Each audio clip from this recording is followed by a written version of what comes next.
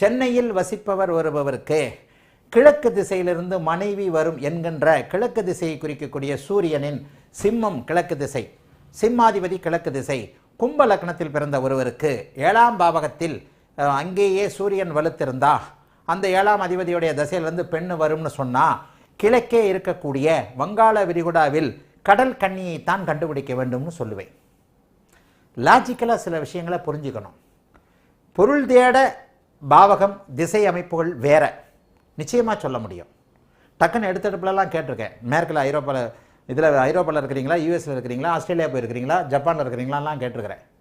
ஏன் இப்போ கூட ஒருத்தர் ஒரு ஆன்லைன் கன்சல்டேஷனில் வந்தார். ஐயா, எனக்கு தெரிஞ்ச நண்பர்கள் எல்லாருமே கன்னியா லக்னம், 12ஆம் இடத்துல சூரியன், 12ஆம் இடத்துல குரு பார்க்குது. நீங்கள் சொன்ன மாதிரி எல்லாருமே சிங்கப்பூர், மலேசியா, ஜாவா, சுமத்ரா இதில் தான் இருக்கிறோம்.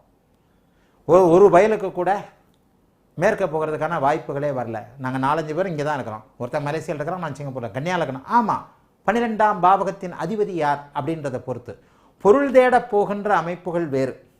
பொண்டாட்டி எங்கே இருந்து வருவான்றது வேறு.